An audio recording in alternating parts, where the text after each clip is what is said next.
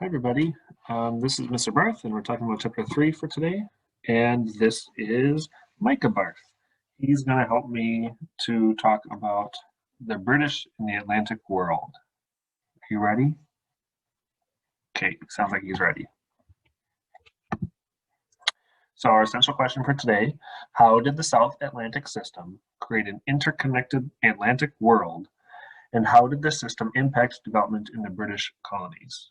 Okay, so the key part of this question is the whole interconnected Atlantic world. So what we're seeing is a trading of materials and people and goods back and forth across the Atlantic Ocean. We've talked about that a little bit today so far with this unit so far with the Columbian Exchange. We're going to see that continues into the 1700s.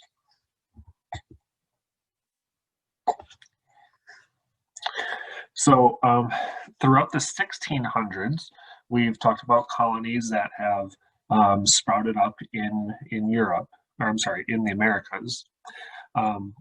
Meanwhile, Europe is pretty busy. England is going through a civil war.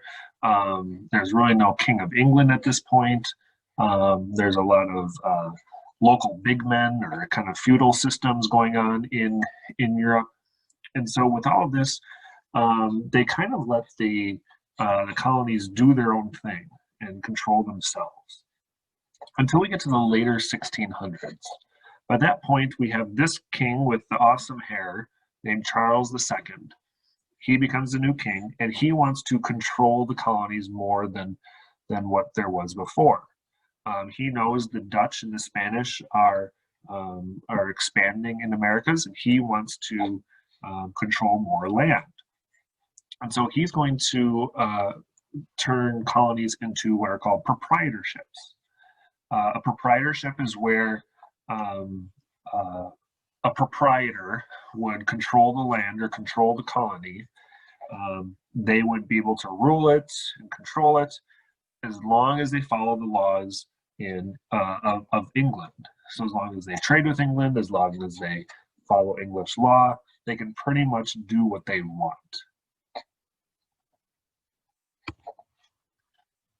So an example of this is are the Carolinas. So North Carolina became a colony of small farms. Initially, they wanted to be kind of like Europe, where they have a society full of these large plantation manors. Basically, that means these huge plantations controlled by the powerful elite. But instead, people wanted to create their own farms and started to branch off, start their own farm, their own land, especially more inland, away from the coast. South Carolina is a little bit different. South Carolina is going to be more like a Caribbean slave society. They patterned it off of Barbados, who has a very rigid slave code. Yeah, I know, isn't that terrible? And one of their main sources of crops is rice. Rice cultivation requires lots of labor, and so more slaves are required to be brought in to work on these rice plantations.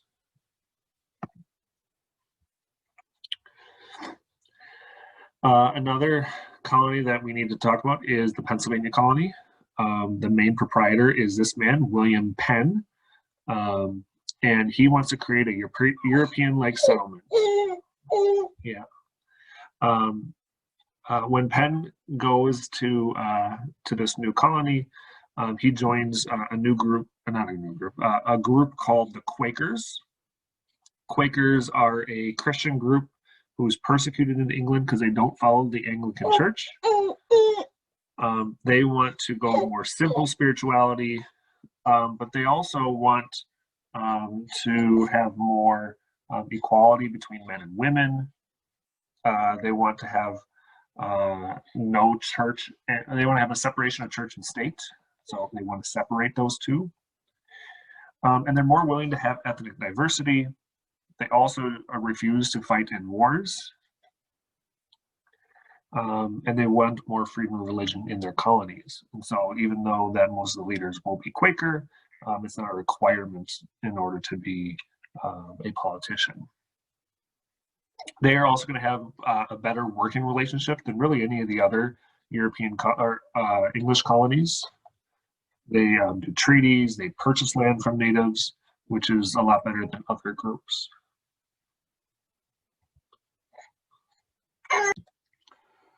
So here's an example of a primary source with William Penn right here in the middle. And here he is meeting with Native Americans, making deals with them, negotiating with them over land treaties.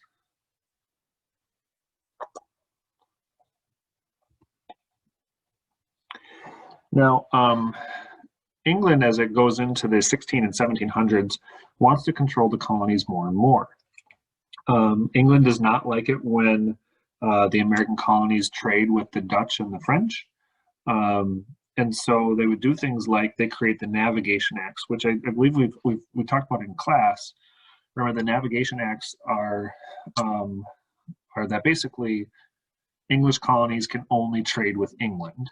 All of the goods have to be traded with England. And so this limits how much colonies can trade with other countries, but it is going to lead to more smuggling. People will still trade with the Dutch and the French, even the Spanish, but it has to be like under the radar. A lot of the colonies, especially in New England, did not like the Navigation Acts. Massachusetts actually said, basically they're not going to listen. They said the laws of England do not reach America. And England said that's not okay. And so their colony's charter was revoked because they weren't following the law. And so to try to control New England, the new king, James II, which you don't need to remember the names of the kings, but they tried to reorganize the colonies. And so you can see in this map here, all those green colonies, they used to be separated, but now they tried to reorganize it into one giant colony, the Dominion of New England. They got rid of town meetings and local legislatures and a lot of the things that these colonies really liked. However, it didn't take long and the King of England was overthrown. And so when that happened, the colonists basically just took their colonies back. However, Massachusetts Bay colony reorganized and they took over the Plymouth and the Maine colony. So now you just have the Massachusetts Bay colony or Massachusetts colony.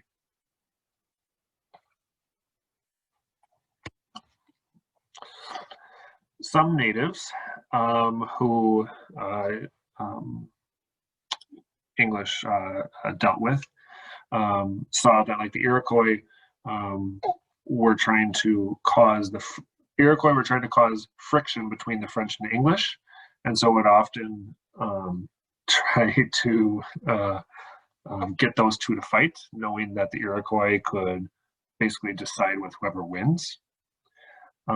Some tribes were created when other tribes would die off. They would take all the people who survived and they would form one new colony. And some, like the Creeks, would even destroy and kill other natives in their area. Okay, South Atlantic system. Now, England really wants to have a profitable plantation economy. They can do that in the Caribbean. They've seen the Spanish do it. The Spanish have been doing it for a long time. And so the Caribbean becomes England's highest priority because they know they can make more money there than probably all the other colonies combined. And so they're going to grow sugar on large plantations. Sugar requires lots of labor, and that meant many African slaves. And the Europeans used the coerced labor from African slaves to enhance their profits. All that meant that money was kept in the English Empire because of the Navigation Acts. And when goods were taken from the Caribbean or even from the mainland colonies, all of that, all those raw goods were brought to England, converted into finished goods, bless you, and then traded to Africans exchanged for more slaves.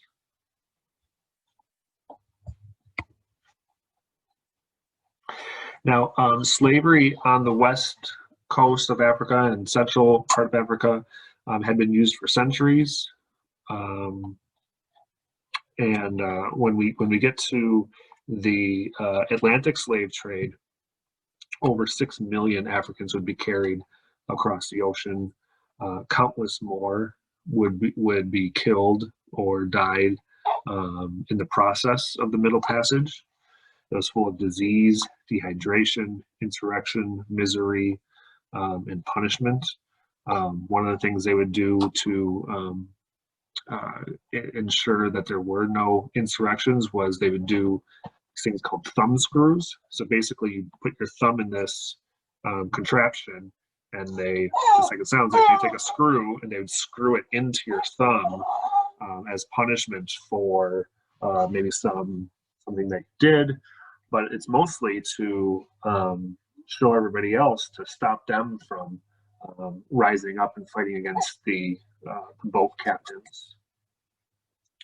And so in the Caribbean, where most of the slaves would first end up, the English made a lot of money on sugar. Slaves were relatively cheap. And eventually, when we get to the late 1600s and early 1700s, more plantations are turning to buying slaves instead of indentured servants. Virginia and Maryland especially would buy slaves to work in the tobacco fields. I know, it's terrible. And so they would work. Slaves had no rights. Women were brought by plantation owners, and the population of enslaved people would grow naturally over time in southern colonies. Here you can see kind of the area where different slaves came from. About half of all slaves would end up in South America, in present-day Brazil. Here you can see in this picture on the left is a drawing of tight packing, where you fit as many people as you can into a boat, knowing that people would die. And on the right, you can see an advertisement for slaves at a local auction. As more and more slaves are being brought to the English colonies, the colonies there have to figure out how to create a society with citizens and slaves in the same area. So the local governments decide to create laws making it illegal to teach slaves how to read or write, making it legal for enslaved people to be whipped or punished for anything. Slaves are considered property of the plantation owner, and the owner can pretty much do whatever they want to them. The physical punishments are more common in the South, where there's more slaves and where the work is more field-based. But the slave owner's greatest fear was slaves would rise up and murder all plantation owners One example of this is the Stonewall Rebellion, where rebellious slaves rose up and killed some whites. However, the South Carolina militia rose up to meet them, and many of the enslaved people were killed. We do see slaves rise up successfully in Haiti. However, none of the slave rebellions in the English colonies are successful. Alongside this, as slaves are becoming or losing more and more power in their societies, colonists are also losing power in their conflict against English. To be born in the colonies was regarded as less than being born in England. Even if you were rich and powerful in the colonies, if you were born in the colonies, you were seen as still kind of an other. And so what happens is the rich elite in the colonies, they realize that they are still less than the Englishmen, and so they create their own kind of nobility. You can see at the bottom, it's called a gentry. Basically, it creates this hierarchy where, and with a pyramid, the rich planters are on top, and so they control the money, they control the societal power. Here's an example of a plantation with the plantation's mansion on top of the hill, and everything else flows down from it. And for the north, the northern colonies, they don't have the same type of cash crop like the South does. Instead, they're going to supply the South, the Caribbean, and England with bread, lumber, fish, meat. We don't have tobacco, no rice. And the thing is, the industries that we have in the North don't require as much labor as the South, and so there's not as many enslaved people in the North. And so most of the industries in the North require cities, urban areas to trade those materials to other places. Raw goods are brought from the North to other places to be turned into finished goods, like molasses being turned into rum. Northern colonies increased their trade. Cities grew, like New Amsterdam, which eventually becomes New York, Boston. And the industries are controlled by merchants who control trade, and they dominate the social life. So instead of the South, where the big plantation owners control social life, in the North, it's merchants and traders. Most people are artisans or shopkeepers, but there are laborers, unskilled wage workers, and very few African slaves.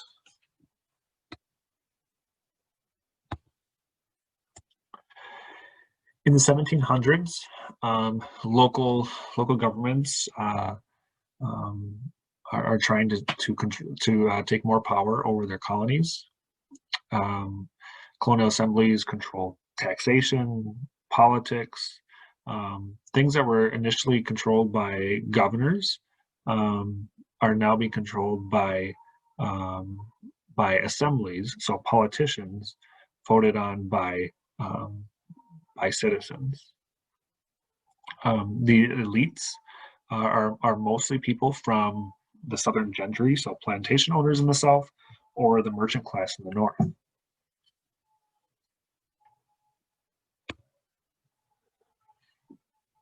Now, England is making a lot of money off of the sugar economy from the Caribbean.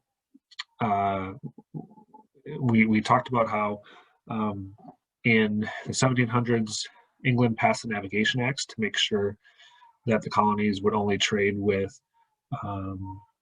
England. However, there's a very important term that we need to know. It's called salutary neglect. Salutary neglect means that they make a law, but then they don't really follow it.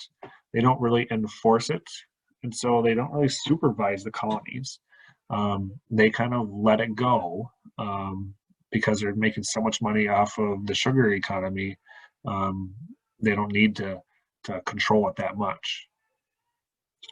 And as England grows in their presence in the Americas, they move into the Georgia colony, which is right next to where the Spanish are in Florida.